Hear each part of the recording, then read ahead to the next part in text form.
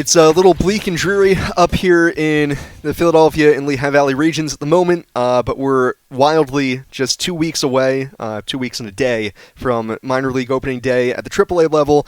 And with all that in mind, it's another new episode of Down on the Farm. She's Charlotte Varnes. I am Sam Jelinek. And Charlotte, as we come to this juncture in spring training right now, it is, I think, a really fascinating point. We have seen some awesome developments in the WBC as far as some Phillies prospects. We have gotten more developments, I think is the flat way to say it, as far as Phillies camp is concerned, both good, both bad, and then where we'll start with all of this is really right now the injury front. When we did our first two episodes, the nice thing to talk about then was that not a whole lot had happened. We could just kind of prognosticate and project and try to think about, a little bit what we've seen, but it wasn't anything that moved the needle too much. And one of the things that we had talked about to start the last episode, and the same place we'll start here, is Aidan Miller. Because in the time, the 2 weeks in between episodes here, Aidan Miller's back issue has gone from still not a problem to, quote, still not a problem, but in my eyes, it is now a problem. He has still not swung. We're not quite sure when he will start baseball-ish activities, and I'll personally kind of peg it as it seems like his status for opening day. Obviously, that was not going to come with the Phillies, but minor league opening day, probably not in the cards at this point. I would think that they'll slow play it a little bit. What have you seen and what have you heard on Aidan Miller's back? Yeah, I totally agree with that assessment, given it feels like they're slow playing the injury. I mean, I feel like I heard Rob use the word cautious or precautious at least 3 or 4 times in regards to Aiden over the couple of weeks I was there. But yeah, it definitely is a little worrisome, especially he told me he played through it for 2 months last year, and I think he and the Phillies sort of felt it was okay because he obviously was playing super, super well. I know Luke Merton said to me, he was like, some days he goes out there and he like actually was playing better even when the back was hurting worse. But by the time he got to the end of the season in Lehigh Valley, he said it was really bugging him. Pete told me it was bugging him worse than like what he experienced in February when he showed back up to camp. But yeah, I would definitely say it's troublesome. The Phillies, like you said, still they believe it is not a problem. At least that's what they're saying publicly. Still not a problem. That's sort of what Aiden is saying too. And like when I talked to him, it's probably been like a week or so at this point, but he said he was pain free, and since then he has tracked pitches using Traject. He has done some lifting, not a lot of full body lifting, but he's also seen the team doctor, which is an unusual development for sure. But until the Phillies say more and Miller says more, it sort of feels like we can't progress any further beyond saying, well, it's not that big of a problem. Yeah, and it remains not that big of a problem until it becomes a problem more so for Aiden, but also where it becomes a problem for the Phillies' depth, where right now he wasn't factoring into the opening day plans anyways, so it doesn't really matter. They're not, on the hunt to try to acquire some big-ticket item, so, it's not like he's being bandied about in trade talks. It just kind of is what it is. It's just more of a concerning development from, his career trajectory that back issues are really tough to deal with.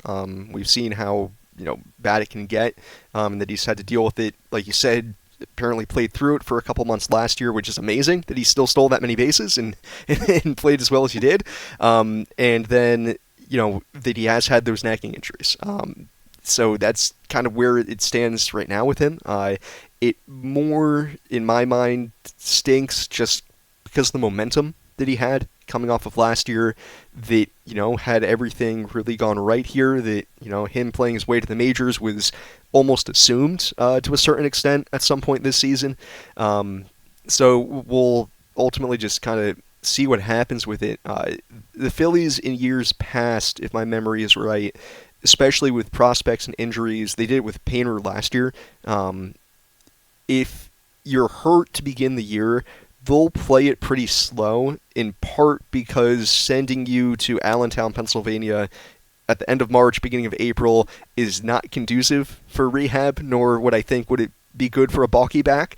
So having him stay down in Clearwater, be in the warm weather, be able to be at the facilities, will probably be what happens, unless there's a really quick turnaround here and he gets into games. But he's not the only one as far as hitters are concerned who hasn't gotten into games yet. Gabe Rincones, who was part of the first round of roster cuts, optioned back to Lehigh Valley.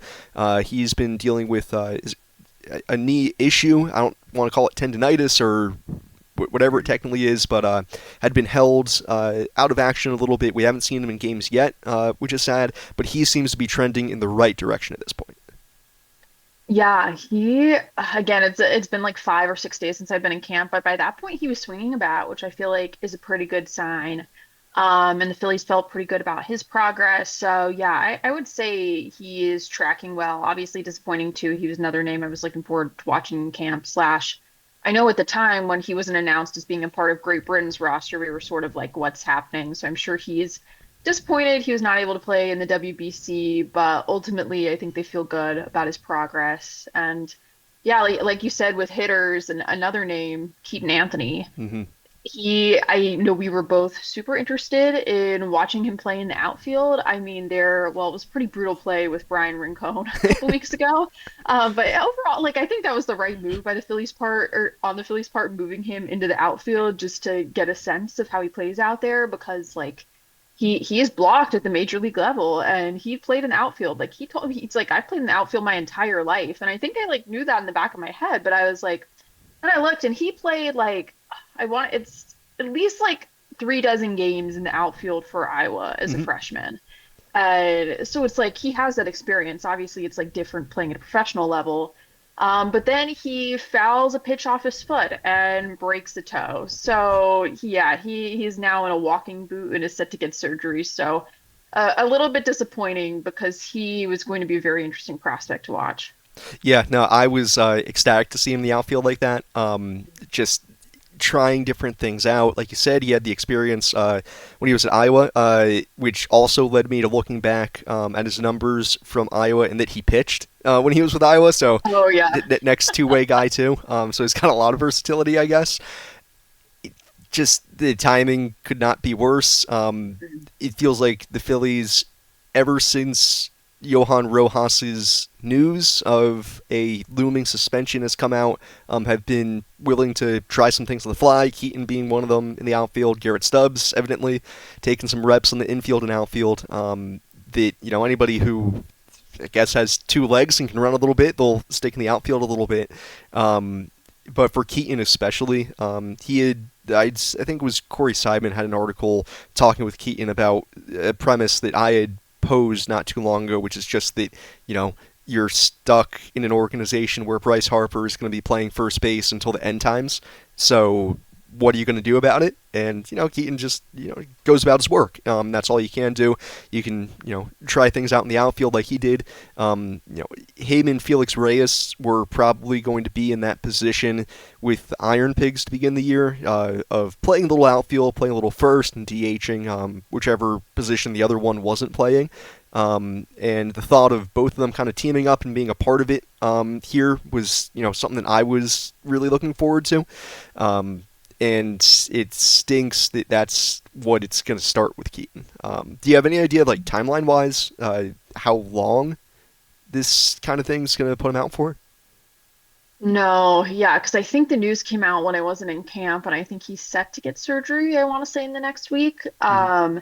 So yeah, unclear, but definitely a disappointing start because it's just like I was enjoying watching him in camp. I mean, just getting to see him playing that position, even though, yeah, like I said, wasn't always perfect at times. Like you said, I think it puts a greater onus on Felix Reyes, or at least will pique interest Mm-hmm. in Felix Reyes in that sort of position.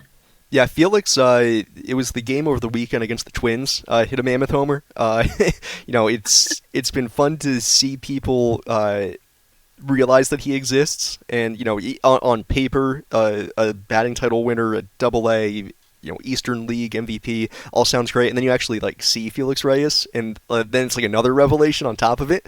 Um, Yeah. that's been, I'm I would think Keaton has a better chance of sticking in the outfield than Felix does, and Felix's defense at first is suspect to begin with, anyways.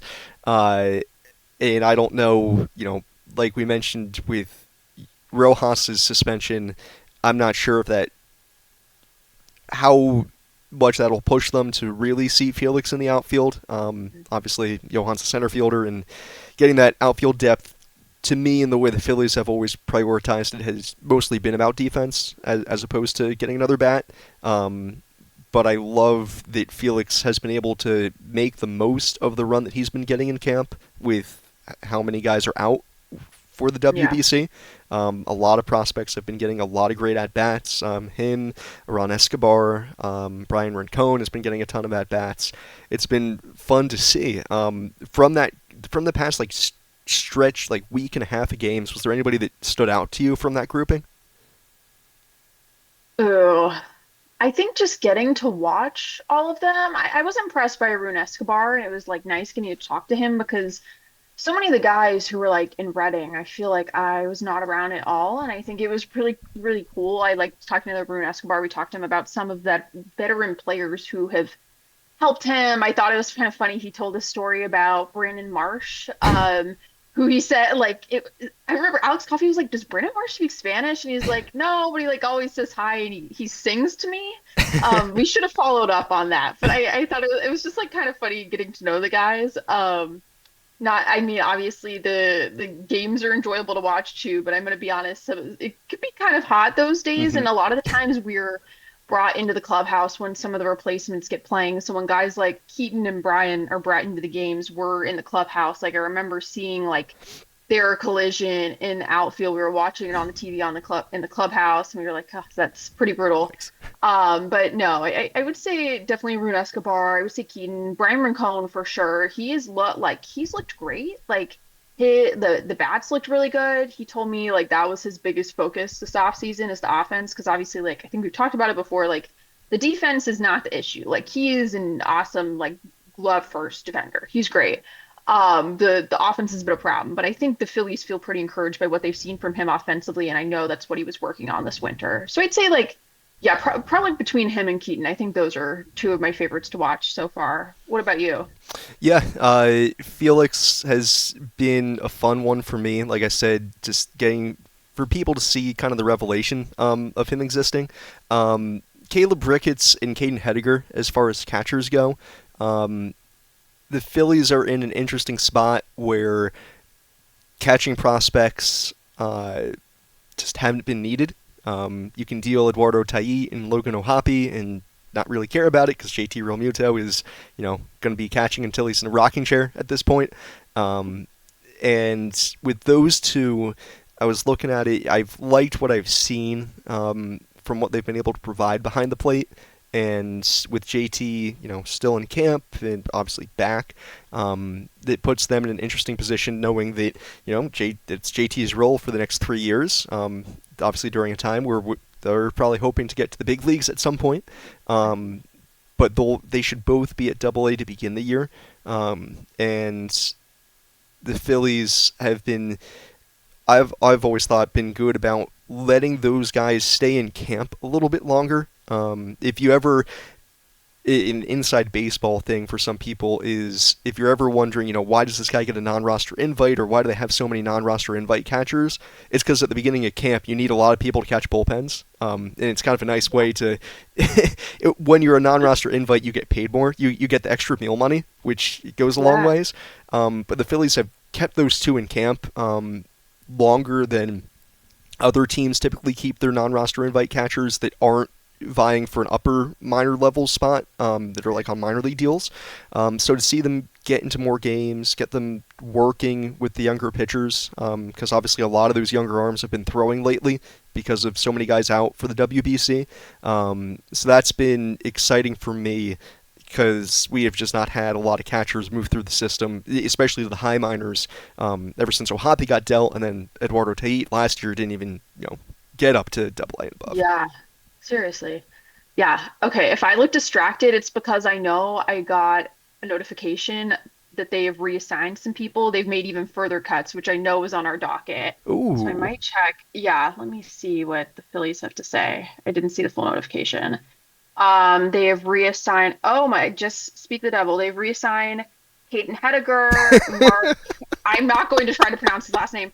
Mark Colos and Caleb Ricketts, Aidan Miller, Michael Mercado, and Aiden Bechtold have all been reassigned to minor league camp. Okay, well, I guess I spoke it into existence. Sorry, Yeah. guys.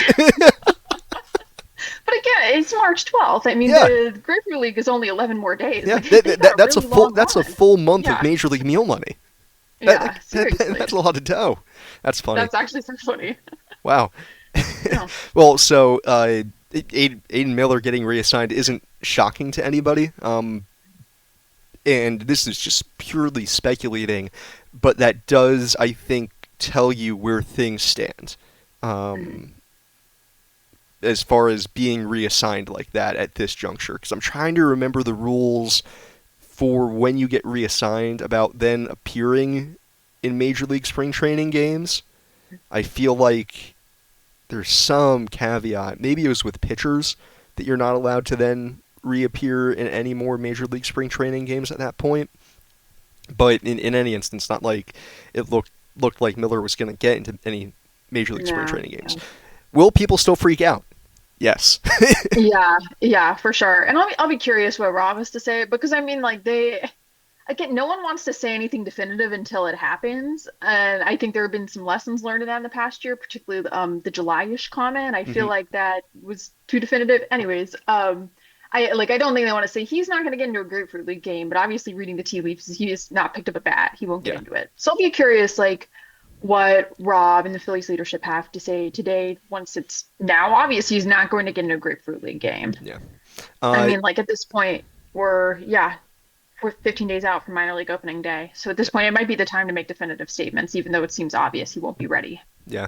We've touched a lot on the bats. A couple of arms that I want to get to quickly. One guy who did get option, Gene Cabrera.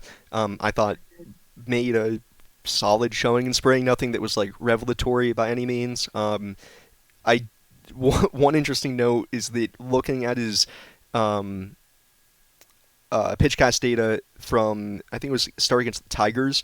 I had noticed a slider and a sweeper, and I was like, oh, I wonder what the difference is there. Or in the game wasn't televised, so I had no ability to watch. Mike Petriello of MLB.com and Statcast reached out to me and said that they were actually two different pitches, which is I believe a slight change year over year. I knew at least Cabrera had a sweeper or maybe a slider, or at least now he has both. So that's just an interesting tidbit on Yeah. Cabrera. And that there's a funny quote that Cabrera had been talking with some of the other Latin American pitchers in the clubhouse, and their advice for him has just been to put on weight. Yes, I was there when he said that. Just like if you see him like that, it is good advice. But yeah, I got to watch him pitch in Bradenton, which that the game like that wait, it was wait, so it was like wait, was that like the 14-13 game or whatever the oh insane yeah, that score was like was? literally yeah, that was the worst game of my I think I was in spring training like 17 days total, worst day.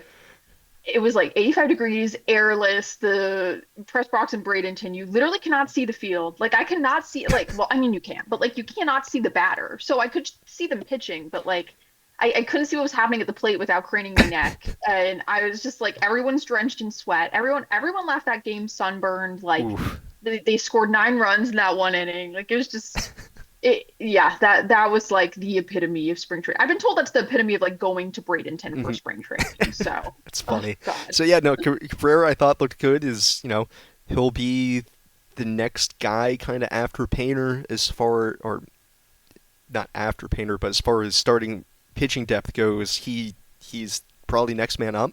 Mhm. Without having to make a 40-man move or anything like that, he has the path of least resistance at least, and I think has done enough from spring to solidify the idea that if he has to be number 7, 8, 9ish, that's okay.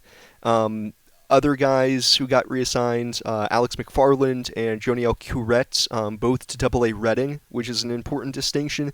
I thought that there was maybe a chance McFarland would start at Triple A if just with how good he had looked in spring, but he has thrown A, so little in total, and B, so little as a reliever that slow playing him is probably okay. Um, you maybe got to see him in person as far as his stuff. It's loud, and to me screams as the under the quote unquote under the radar July-ish timeline of, oh, we Yeah. need a fresh bullpen arm that could provide a little bit of juice.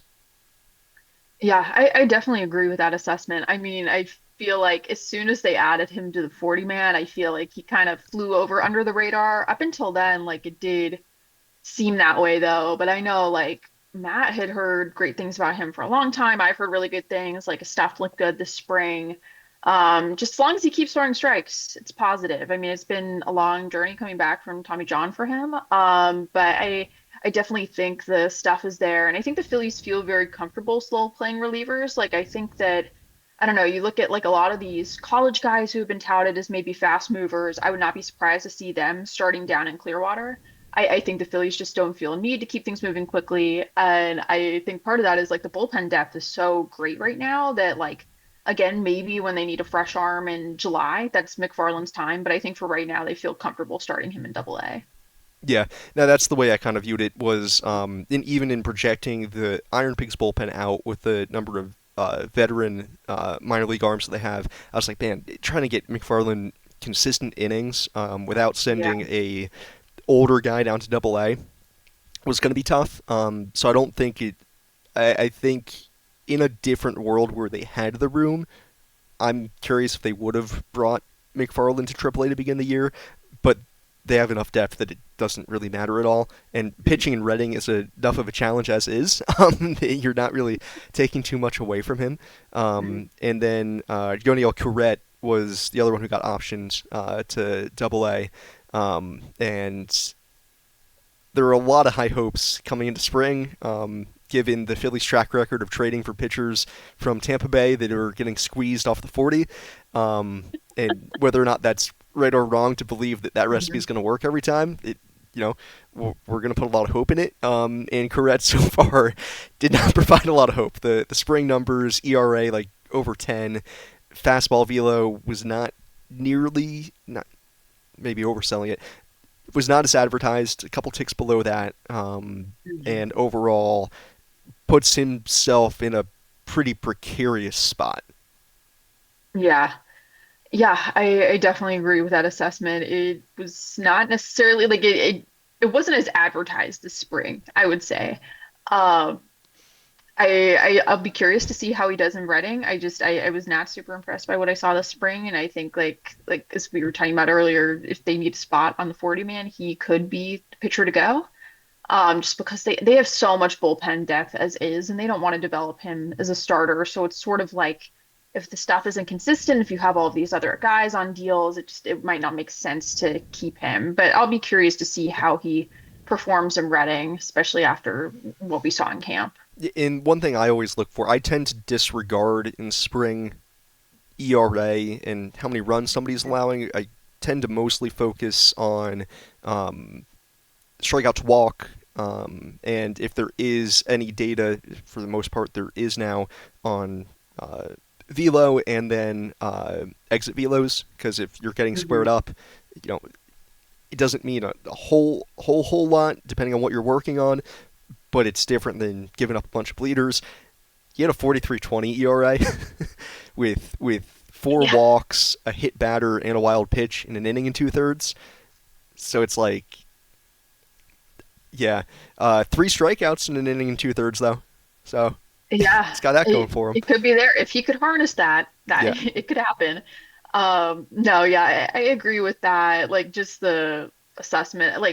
One of the biggest things, like Matt told me when I first started this job, he's like ERA is not like a helpful indicator over. Obviously, like, that's like an obvious thing, but like it's not because I remember I did a story on Orion and a sweeper, and I was looking at ERA, and it's like ERA is like not helpful if you're talking about a 3 week span of time. If you're looking at like a 6 week span of time this spring and even less, it's like not helpful at all. yeah. This is a very nerdy bit, but literally amongst all of the different metrics and anything, the closest thing that they found that the sabermetrics people have found that can be predictive of essentially ERA or just runs allowed period is strikeout to walk ratio, and that's Mhm. why every evaluator, scouts, everybody cares about that because it just distills, can you miss bats? and can you throw enough strikes? And if you do both those things, you're going to be a good pitcher. Mhm. It's relatively that simple. So that's everything that's going on in camp right now. There's a lot of stuff that's going on outside of camp. Shout out Italy. Uh, I Mamma know. mia! Aaron Nola and Dante Nori, baby. Dante Nori, I can't say I was really following the Italian team going in. I didn't know Nori was going to be the starting center fielder or one of the Did not know starting that either. outfielders, Yeah. let alone go nuclear. This is cool. I know it's insane. It's impressive. I mean, like I didn't think much. I don't know because when prospects go to the WBC, you don't tend to think much of it, but he has killed it. I mean, and they've obviously gone on this incredible run. He's looked really good. Yeah, the suicide squeeze against Yeah. Mexico. He's literally done it all. It's been really a pleasure to watch. The broadcaster, I think it was during the two homer game, did make mention of Nori starting at AAA, which I will I will shave my head if he is on the Iron Pigs opening day roster, and I will hold to that. Um, I'm not even sure if he'll start at Double A. If I'm being honest. I'm pretty Yeah. sure he was one of the guys who got the final week at Reading last year. Um, Yeah. He did. but that's typically they just want them to play more. Um, I would expect him to be at High A, but it's very nice to see that a guy that when he was taken as a first rounder, there were a lot of questions about what the Phillies were doing because they signed him under slot, signed Spikerman, um, and that after the first year, it was like, is he going to be what the Phillies even expected? He made up a lot of headway last year, and so far this spring is very much impressed. And I think it's a long way to go, but the Phillies, as far as developing hitters with that kind of skill set who have good bat to ball and adding just a little bit more on the power, I don't know. Maybe it's something. Maybe it's a factory. Yeah. Yeah. That's true. I mean, I heard the same thing. I was not around when he was drafted, but I know there were questions about it. And I know there were even at the beginning of last year, he did not look great at the beginning of last year, and he was really able to pick it up and get that promotion to Reading, even if it was just to get him another week at the last for the last end of the season. So I feel like it's a good sign, and I don't know. I feel like people there are a lot of questions about the Phillies farm system as a whole. I feel like we've definitely talked about that before, but to have Dante Nori, who is not necessarily advertised, like, he's not, is he a top five prospect? I think he's like top eight in the Philly Yeah, I system. want to Like, say he's typically yeah, in the 7 to 10 range in the Phil yeah, system. yeah, like he's further down. To have that kind of performance on the world stage, I feel like bodes pretty well. Oh yeah, but absolutely. And it's been great to watch with that. The Phils have been able to make something of that. So outside of the WBC, one arm that we haven't talked about because it's weird to still talk about him as a prospect, even though he hasn't even made his major league debut. So he's it's wild. Andrew Painter, his first couple of spring starts have come and gone. They've been depending on who you ask, either either very good or very middling. He hasn't given up a run. I think it's 5 innings now, but the fastball shape has left a little bit to be desired. He has not missed all too many bats. Still has thrown enough strikes that it's not that big of an issue. Some, especially with the talk at the start of spring that they were really trying to key in on his arm slot, get the ride back to the fastball, get the approach angle back to it. That hasn't materialized quite yet. What do you make of those kinds of conversations? Should I be concerned? Should I be worried? Should I not care? Should we just wait? Is that the easy answer? Yeah, I feel like I need to wait because I feel like even from the first start to the second start, I feel like I was seeing something different because the fastball command wasn't there in the second start. And I think just like I feel like I won't have a fully formed opinion on him until he gets a little bit of runway in the major leagues. I don't know. I think the arm slot has improved. I think your read is right that the fastball shape isn't necessarily where it was. It's definitely the fastball is definitely not as elite as it once was. But I think you can argue he is a better pitcher in terms of being able to mix. Also, he is working with JT now, and that is no offense to anyone who's working with in AAA, but I just think JT is going to really help him mix and game plan really well. And then you look at his secondaries. I feel like the secondaries are playing really well, and that's something I know he worked on a lot in AAA last year. And like he didn't really need to have great secondaries until basically last year when you were throwing like 99. You don't really need, and you're facing like 19-year-olds. You don't really need to have like a really great secondary. So I feel like that I feel hopeful because of that. But at the same time, so much obviously relies on the fastball. So and again, like I just don't think I can make up my mind about it until I see like several more starts. And I just like he's not pitched that many innings so far. I feel like I can't make up my mind about it. And it's just it's funny sort of watching Phillies Twitter freak out. It's just like it is such a small sample size. It is like so small. Like I think give him like a month in the major leagues and we'll see how he does. But I think the promising thing, and you and I were talking about this earlier, is just his ability to not spiral. I mean, he issued a four-pitch walk at the beginning of that game last week, and I'm like, this looks like a lot of what I saw last year. And like the first inning wasn't necessarily great, but he recovered, and you could see he was like using the techniques that he started adopting to like slow the game down for him. He was throwing to first. He was changing the ball. He was taking a second on the mound, stepping off.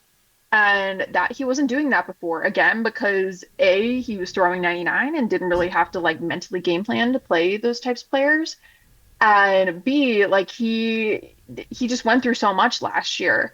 And when he didn't have his best stuff, he wasn't able to slow down. He just kept going and kept going. And I think the mental side, it's I feel like it's overlooked with him, and at the same time like it can feel dumb focusing on that over maybe like what the pitches look like, but I think that it it is huge because so much of last year he just spiraled. And I think by the end, even though the results weren't there right away, he looked so much better. I mean, you saw it. I mean, what was your perspective on it last year? Yeah, one of the things, touching on the fastball shape really quick, Mhm.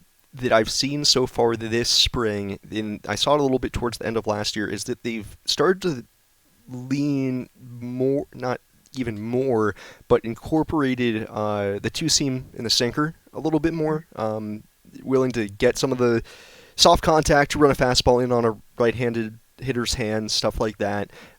They to begin last year they weren't really doing. They were essentially just trying to brute force the fastball to see, is it just going to take a little bit of time for it to dominate hitters the way we expect it to, and to see them incorporate the two seamer a little bit more, I like. I'm okay with that. That I think there's an element to it of trying not to aim so much for the Andrew Painter that was and the one that existed in Mhm. 2022, and just accepting the Andrew Painter that exists now. And accepting sounds bad, but I just mean that from the current standpoint of, okay, maybe the fastball doesn't play the same way, but what if we just add a two seamer instead to vary the look, and we can still be just as effective?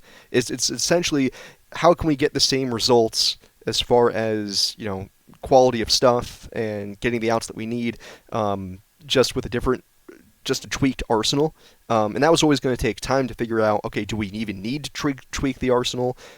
Is he comfortable doing that? And it seems like he is. And I think that's part of the development process there. Like you said, the mental side of it as well. Andrew's talked about that a ton. That just figuring out how to game, how to adjust on the fly, how to, have that mindset of competing and understanding what adjustments need to be made.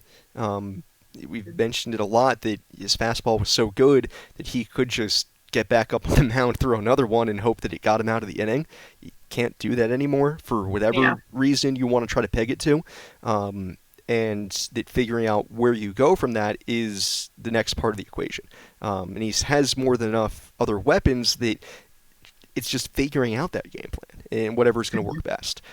One small thing he did talk about that I thought was really funny, because I remember the moment very, very accurately, Mhm. was somebody asked him about challenging pitches, and it was one of his first starts here at AAA, and there was a pitch that when he threw it, we were all like pretty certain it missed, but he kind of, if you've ever seen him punch somebody out, looking, especially at the end of the inning, he'll kind of hop off the mound.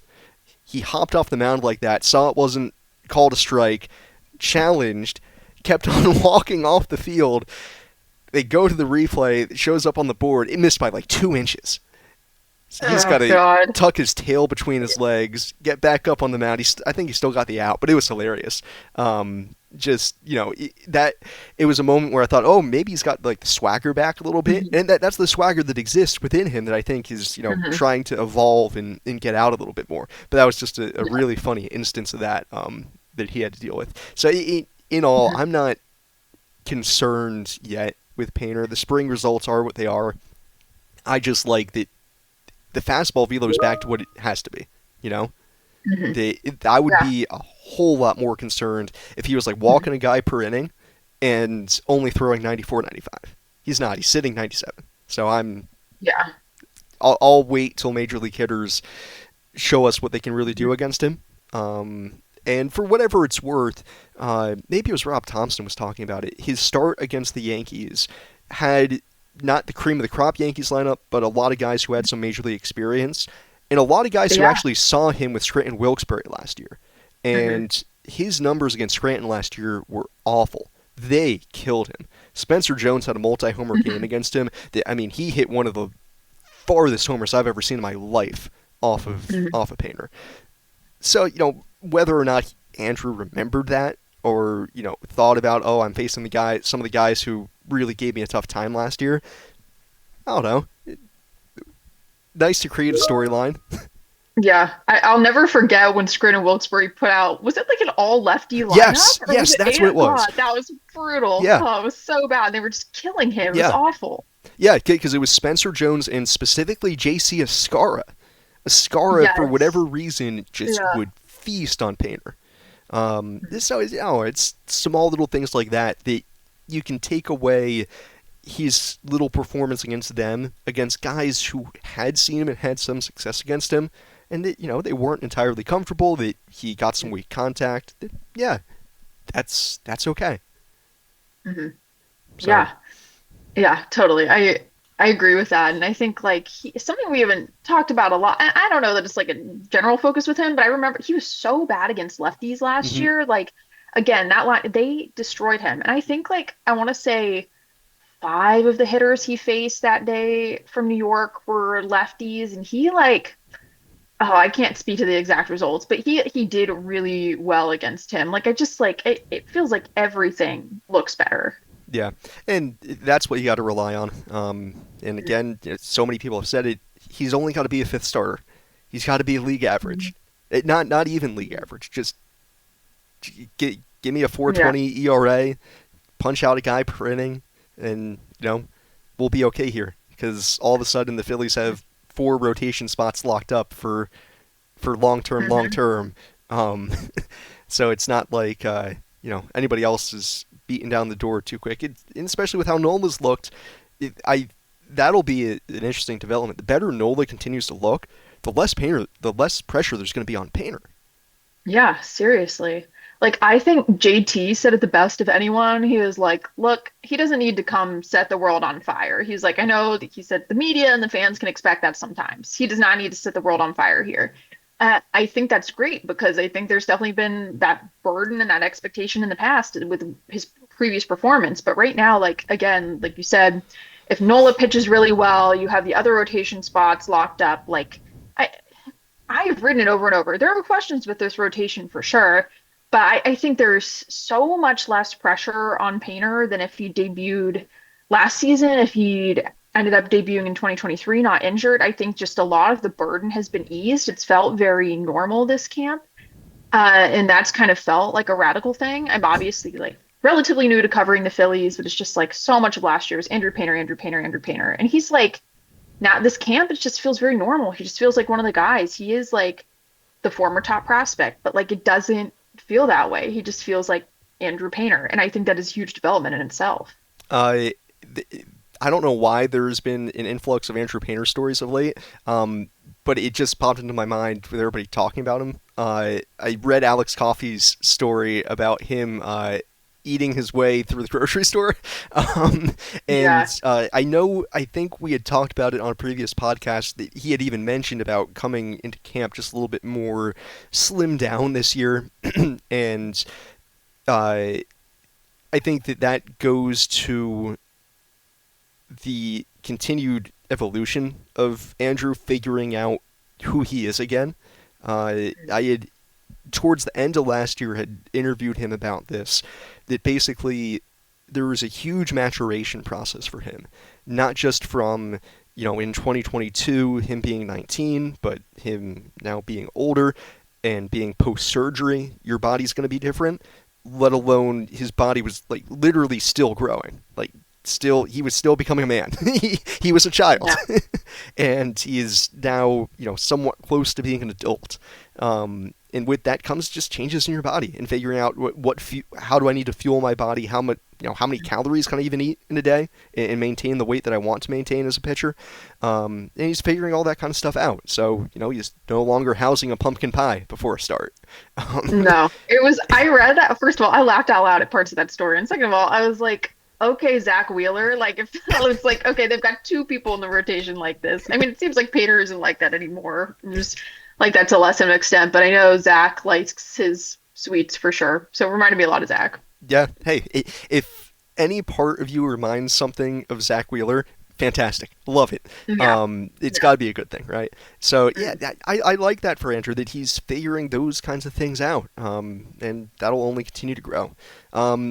So you got anything else on your mind? I don't think so. Yeah, we've covered a Yeah. lot, and I feel like so much is happening because I was at camp for like 10 days in between when we filmed our last pod, and so much has happened. I'm sure even more will happen hmm in between now and opening day. Yeah. So the next time we'll probably be talking to everybody will be the week of opening day. Hmm. Which is absolutely crazy. For those who don't know or don't remember, AAA opening day is the day after the Phil's open. So that's March the 27th. Phil's open on the 26th, right? Yeah, Yes, the against 26th. Because Texas. I Yeah. feel like somebody else opens on the 25th, maybe. I know the Yankees and Giants have the earliest Yeah. one. That might Um, be them. so minor league opening day for AAA is on the 27th. So we should have the first of our minor league rosters. Typically, it's the beginning of that week. Hopefully, we don't anticipate any huge surprises on that. You can probably map it out yourself if you really wanted to. Um, the main caveats being that suddenly three spots in the lineup between Miller, Rincones, and uh, Keaton Anthony plus Johan Rojas will have to be filled, which Yeah. that'll make for a fun opening day roster. But that's what we'll probably be talking about the next time around here. So yeah, no, it's been fun. It's can't believe we're only 2 weeks out. I know. Again, weather doesn't feel like it, but somehow baseball will be played in Pennsylvania very soon. All right, so until we talk to everybody, the week of opening week. That's wild to say. Yeah, Uh, it's crazy. she's been Charlotte Barnes. I've been Sam Jelinek. This has been Down on the Farm. Thanks, everybody. Yeah, thanks everyone.